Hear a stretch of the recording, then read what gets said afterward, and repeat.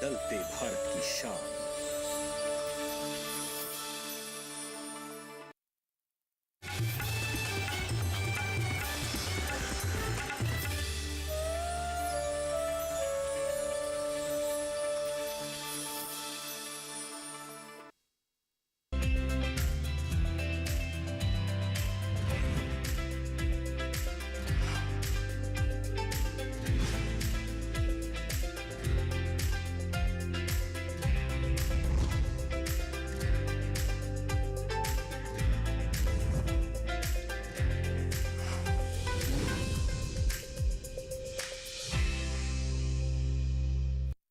नमस्कार, मैं अदिति शर्मा दूरदर्शन किसान चैनल के सफल किसान कार्यक्रम में आप सभी का स्वागत करती हूं। सबसे पहले तो हमारे सभी दर्शकों को विश्व मत्स्य दिवस की हार्दिक शुभकामनाएं।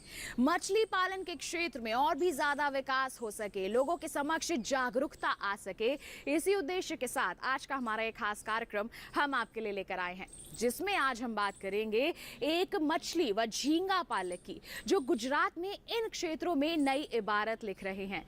करीब 40 एकड़ के बड़े क्षेत्र तक पहुंचने में इन्होंने किन पहलुओं का सामना किया है, आइए जानने के लिए रुख करते हैं गुजरात के नवसारी का।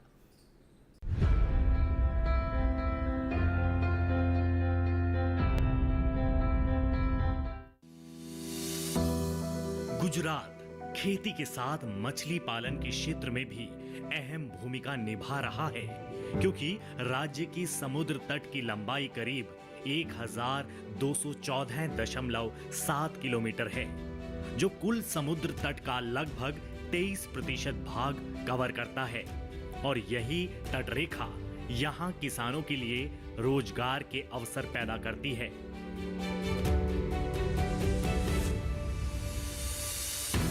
हालांकि ऐसे भी कई क्षेत्र हैं जहां पर्याप्त पानी न होने के कारण किसान बारिश के पानी का सही इस्तेमाल कर मछली पालन को सफल बना रहे हैं। हमारे आज के सफल मछली पालक भी ऐसे ही हैं, जो समुद्र के पानी का इस्तेमाल नहीं करते, बल्कि वो बारिश के पानी का संचय कर उसमें मछली व झींगा पालन करते हैं।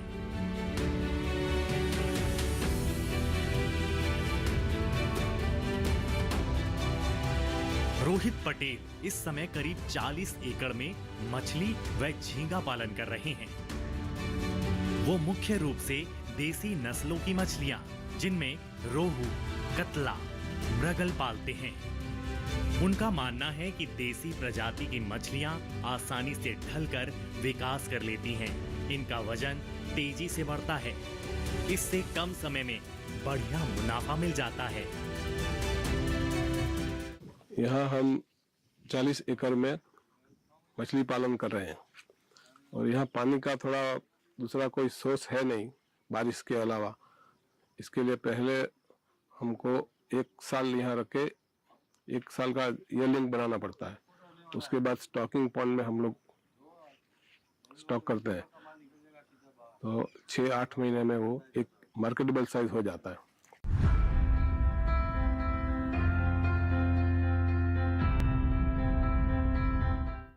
सफलता की कहानी हम आगे बढ़ाएं, उससे पहले आइए मछली पालन पर आधारित एक विशेष रिपोर्ट पर डाल लेते हैं नजर।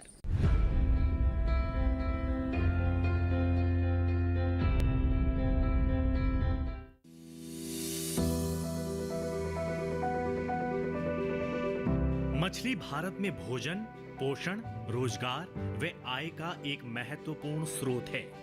मछली पालन क्षेत्र संभावनाओं से भरा है।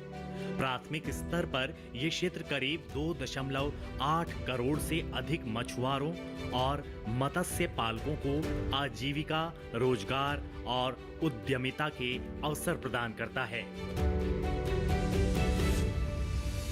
मछली उत्पादन पिछले 75 वर्षों में 22 गुना की वृद्धि के साथ एक व्यावसायिक उद्यम में बदल गया है। साल 1950 से 51 में मात्र 7.5 लाख टन से शुरू हुआ भारत का कुल मछली उत्पादन 2021 से 22 में रिकॉर्ड 162.48 लाख टन प्रति वर्ष तक पहुंच गया है।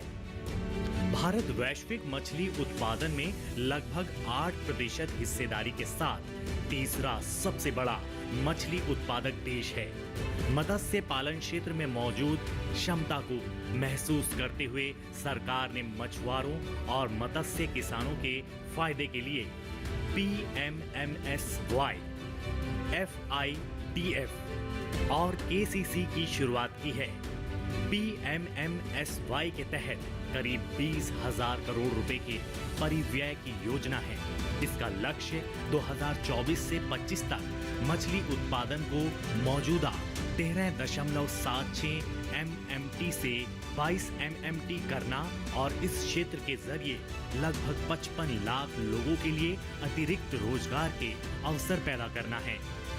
बजट 2023-24 में मत्स्य किसान समृद्धि सह योजना PMMKSSY नाम से एक नई उप योजना की घोषणा की है। PMMSY के तहत केंद्रीय क्षेत्र की उप योजना जिसमें 6,000 करोड़ रुपए का लक्षित निवेश है, जिसका उद्देश्य मछुआरे, मछली विक्रेता और मत्स्य क्षेत्र में लगे सूक्ष्म और लघु उद्यमी की आय को और बढ़ाना है।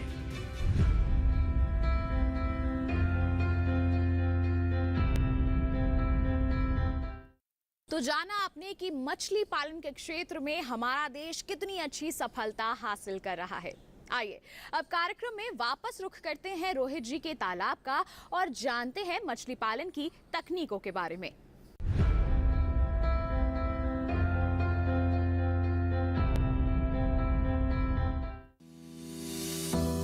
रोहित जी करीब 40 एकड़ में मछली पालन कर रहे हैं, जिसमें इनका हर तालाब करीब 1 एकड़ का है। उनके तालाब में मछलियां महज 5 से 6 माह में ही तैयार हो जाती हैं, क्योंकि सही विकास के लिए वो हेचरी से मछलियों का बीज लेते हैं। इसके बाद उन्हें 1 साल तक पॉन्ड में रखते हैं और जब इन मछलियों के वजन करीब 100 ग्राम तक हो जाते हैं तो इन्हें मुख्य तालाब में ट्रांसफर कर दिया जाता है, जहां से मछलियां 6 माह में 1 से 1.5 किलो वजन ले लेती हैं और यही वो समय होता है जब ये बाजार भेजने के लिए तैयार है। लेकिन इन सारी प्रक्रिया के बीच इनके आहार का खास ख्याल रखा जाता है, साथ ही उन सारे पहलुओं को अपनाया जाता है जिससे मछलियों में बीमारी ना फैले। फिश में तो ज़्यादा कुछ नहीं आता है। आर्गुलेस का कभी कभी प्रॉब्लम, हाई डेंसिटी स्टॉकिंग करते हैं तब आता है। प्रॉब्लम है तो फिशरीज वाला थोड़ा मदद करते हैं। 6-8 महीने में वो एक मार्केटेबल साइज हो जाता है। साइज 1 किलो 1.5 किलो तक हो जाता है और मार्केट 150 केजी पर 150 रुपये केजी पर लेके जाते हैं।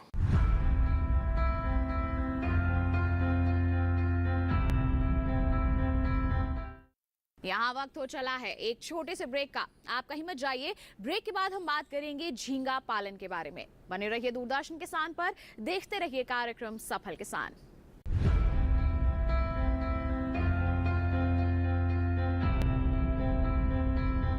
रोज सब्जी का स्वाद बढ़ाए और घर वालों का प्यार पाए। गोल्डी सब्जी मसाले, जहाँ जाए रिश्ते बनाए, गोल्डी मसाले। जल्दी टिफिन पैक करो। राजू, मोबाइल छोड़ो। अरे दीदी वो बैंक का नंबर चाहिए, रिफंड ही नहीं आया है। मिल गया। अब भी कॉल करता हूँ दीदी। बिना नंबर जांचे अक्सर जालसाज बैंक की नकली वेबसाइट और फर्जी नंबर से पैसों की धोखाधड़ी करते हैं। तो फिर सही नंबर? बैंक की ऑफिशियल वेबसाइट या तो कार्ड। आपने तो बचा लिया दीदी। काम से नहीं। RBI कहता है, सही वित्तीय बर्ताव करे आपका बचाव।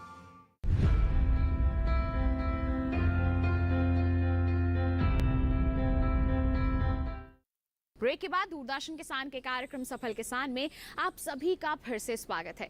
आइए अब कार्यक्रम को आगे बढ़ाते हैं और झींगा पालन के बारे में और जानकारियां हासिल करते हैं।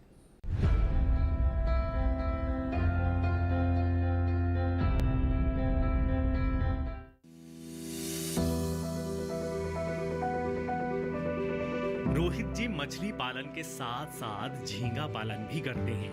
हालांकि झींगों के लिए उन्होंने अलग से तालाब बनवाए हैं। करीब 5 हेक्टेयर के एरिया में झींगे पल रहे हैं, जिसमें एक एक हेक्टेयर का एक तालाब है। वो बताते हैं कि झींगा पालन के लिए उन्होंने जमीन लीज पर ली है, क्योंकि जिन तालाब में मछली पालन किया जा रहा है वहां झींगे नहीं पाले जा रहे। रोहित इसके पीछे रख रखाव के तरीकों में अंतर को वजह बताते हैं। उनके तालाब में टाइगर प्रजाति की झींगों को पाला जा रहा है, जिनकी बाजार में अच्छी मांग है। जिला कलेक्टर 5 हेक्टेयर मेरे को जमीन लीज पे दिया हुआ है 20 साल के लिए। उसमें हम झींगा उच्छेद की प्रवृत्ति कर रहे हैं। रोहित भाई के फार्म पे झींगा फार्मिंग चलता है। इधर टाइगर झींगा है, उसका प्रोसेसिंग 4 महीने जितना है, 4 महीने में पाकर तैयार हो जाता है। बाद में हार्वेस्टिंग होता है। इधर में 10 तालाब है। एक तालाब 100 मीटर बाई 100 मीटर का है। एक तालाब में कम से कम 6 एरेटर लगा हुआ है। वो पूरा पानी का सर्कुलेशन करता है। बाद में खुराक डालने का पहले सेंटर में जो कचरा जमा होता है उसको पंप से निकाल देते हैं, बाद में खुराक डालते हैं। ऐसा करके 4 महीने का प्रोसेस है झींगा फार्मिंग का। झींगा फार्मिंग के लिए सरकार की तरफ से भी बहुत अच्छा सब्सिडी ये सब मिलता है। इसके लिए जो एरेटर लगता है, पंप लगता है, इसके लिए जो पूरा इक्विपमेंट लगता है ना, उसके लिए भी बहुत अच्छा सब्सिडी मिलता है। तो युवा लोग के लिए बहुत अच्छा है, इनकम के लिए ये सारा ये बिजनेस बहुत अच्छा है झींगा फार्मिंग का।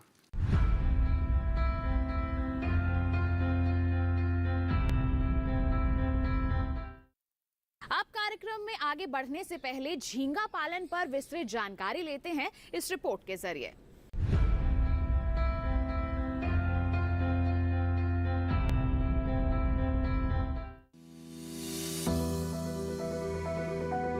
हमारे देश में इसे शुरू करने के लिए स्थान का चुनाव बेहद महत्वपूर्ण होता है। हालांकि हमारे देश में तटीय इलाकों और तालाबों में इनका पालन आसानी से किया जा सकता है, लेकिन तकनीकों की सहायता से अब किसान इसे खेतों में भी कर सकते हैं। विशेषज्ञ की माने तो एक बार के पालन में 3 से 4 लाख प्रति हेक्टेयर का मुनाफा कमाया जा सकता है। झींगों को भोजन के रूप में 80% शाकाहारी और 20% मांसाहारी भोजन देना फायदेमंद होता है। झींगा कल्चर में उसको 4 टाइम खाना देना पड़ता है और 4 टाइम उसका चैप्टर देखना पड़ता है। और फार्म में कोई एंटर करेगा तो उसको KMNO4 पोटेशियम परमैंगनेट से बाथ लेना पड़ता है। इसे छोटे पैमाने पर शुरू करने के लिए सबसे पहले तालाब की नर्सरी तैयार करनी होती है। इसके लिए तालाब का पूरा पानी निकालकर उसको अच्छी तरह से सुखा ले। इसके बाद एक जुताई कर तालाब में 1 मीटर की गहराई तक पानी भरे। इसके बाद नर्सरी में लगभग 20,000 बीज डालें। हालांकि इनका संचयन मुख्य रूप से अप्रैल जुलाई माह में ठीक रहता है। साथ ही इस समय भोजन के रूप में सूजी, मैदा व अंडा को एक साथ मिलाकर दें। इस तरह बीज से निकलने वाले लार्वों को करीब 45 दिनों तक रहने दें। इस दौरान ये लार्वा शिशु झींगों में बदल जाते हैं और इस समय इनका वजन करीब 3 से 4 ग्राम तक का हो जाता है। बस यही वो समय होता है जब इन शिशु झींगों को मुख्य तालाब में छोड़ा जा सकता है। इस दौरान किसान या पशुपालक चाहे तो झींगों के साथ देसी मछली पालन भी कर सकते हैं। 1 हेक्टेयर बनाने के लिए 1.5 लाख तक वो बनाने का खर्चा हो जाता है। उसके बाद आउटलेट, इनलेट और एरेटर का ऐसा 3-3.5 लाख तक का एक तालाब बनाने में खर्चा लग जाता है। और हम लोग हमारा खाड़ी कनाई क्रीक पड़ता है, उधर सिचुएशन के हिसाब से हमको फरवरी में स्टॉक करना पड़ता है और बारिश आएगा उसके बाद हम लोग हार्वेस्टिंग कर लेते हैं। तो 4 महीने का हार्वेस्टिंग कल्चर है। उसमें एरेटर, लेबर और फीड, सीड का ये सब खर्चा मिलके 20% तक मिल जाता है।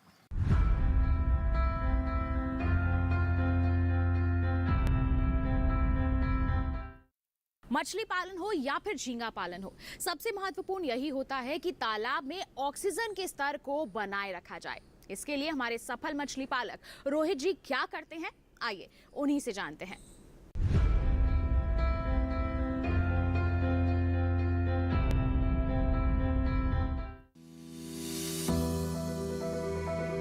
व्यवस्थित इन तालाबों के किनारे आप जो मशीनें देख रहे हैं, इन्हें एरिएटर कहते हैं। ये तालाब में ऑक्सीजन के स्तर को बनाए रखने में मदद करते हैं।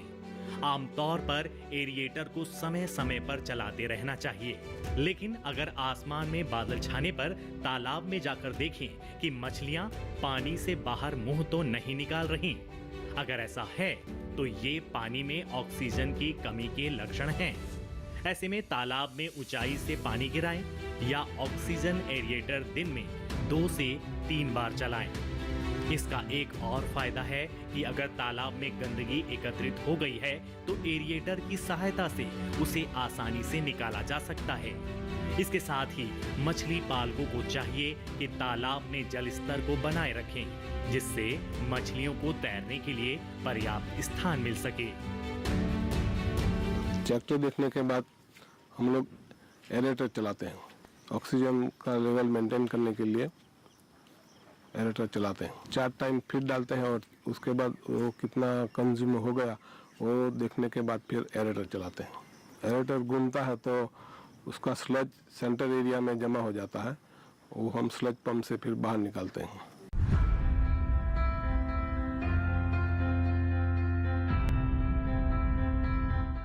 यहाँ वक्त तो चला है कार्यक्रम में एक और छोटे से ब्रेक का। आप कहीं मत जाइए। ब्रेक के बाद हम आपको बताएंगे कि रोहित जी इस व्यवसाय से सालाना कितना मुनाफा अर्जित करते हैं। बने रहिए दूरदर्शन किसान पर, देखते रहिए कार्यक्रम सफल किसान।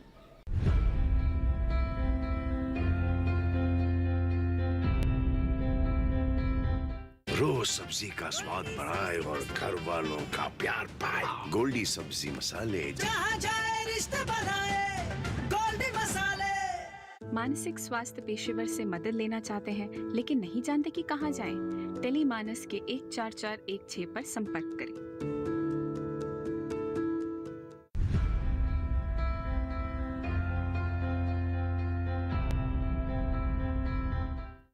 ब्रेक के बाद दूरदर्शन किसान के कार्यक्रम सफल किसान में आप सभी का फिर से स्वागत है। आइए अब कार्यक्रम में जानते हैं मुनाफे के गणित के बारे में।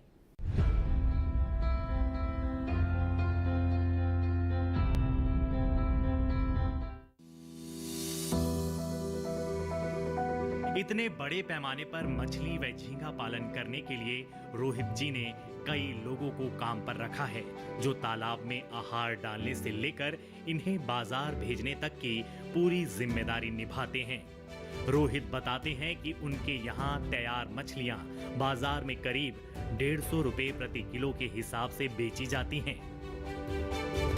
एक तालाब से उन्हें 2 से 2.5 क्विंटल तक उत्पादन मिल जाते हैं।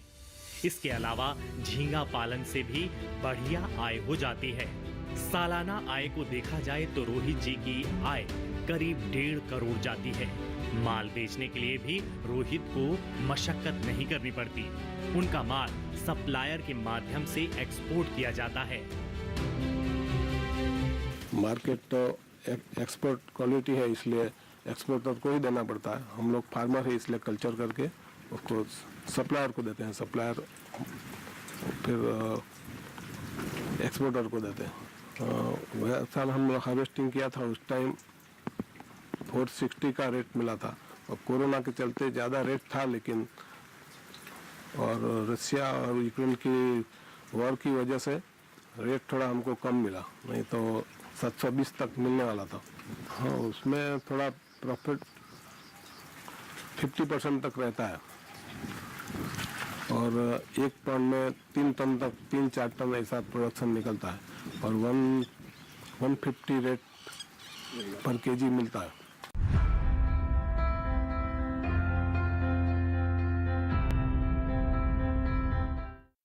रोहित जी जैसे किसानों के लिए सरकारी योजनाएं काफी मददगार साबित होती हैं। उन्हें आर्थिक मजबूती भी प्रदान करती हैं, जिससे उनके सपने साकार हो रहे हैं।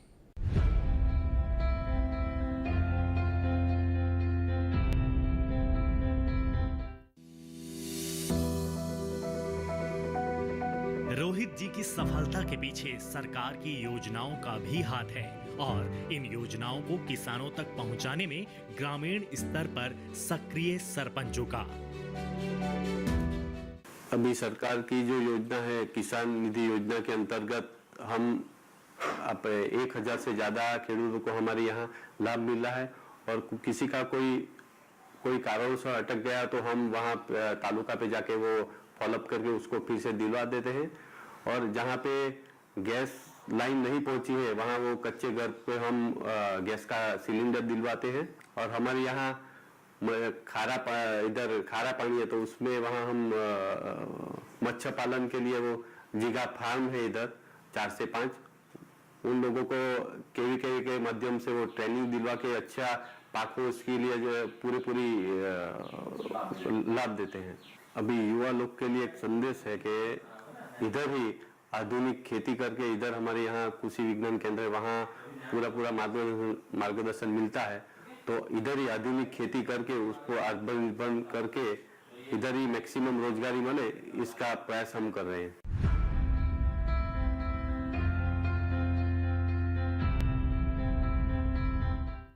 तो देखा आपने, थोड़ा सा बदलाव अगर प्रणाली में कर लिया जाए, पूर्ण जानकारी हासिल कर ली जाए तो सफलता हासिल की जा सकती है। यही कुछ कर दिखाया है आज के हमारे सफल मछली पालक रोहित जी ने। इन्होंने भी कम संसाधन में अपार सफलताएं हासिल की हैं। उम्मीद करते हैं कि इनकी कामयाबी की दास्तान को जानकर आप भी इनसे जरूर प्रेरित हुए होंगे। साथ ही आपको बता दें कि अगर आप हमारे कार्यक्रम देखना चाहते हैं दोबारा तो आप रुख कर सकते हैं हमारे YouTube चैनल का। और अगर आपके पास भी है कोई ऐसी दास्तान जो आप हम तक पहुंचाना चाहते हैं तो आप हमें ईमेल कर सकते हैं। ईमेल आईडी है safalkisandd@gmail.com या फिर आप हमें पत्र लिख सकते हैं। पता है हमारा सफल किसान, कमरा नंबर 77, CPC दूरदर्शन, खेलगांव, नई दिल्ली 110049। इसी वादे के साथ किसान भाइयों बहनों कि अगले अंक में भी ऐसी ही सफलता की दास्तानें आपके लिए हम लेकर आएंगे। तब तक के लिए दीजिए इजाजत, लेकिन आप बने रहिए दूरदर्शन किसान पर। नमस्कार।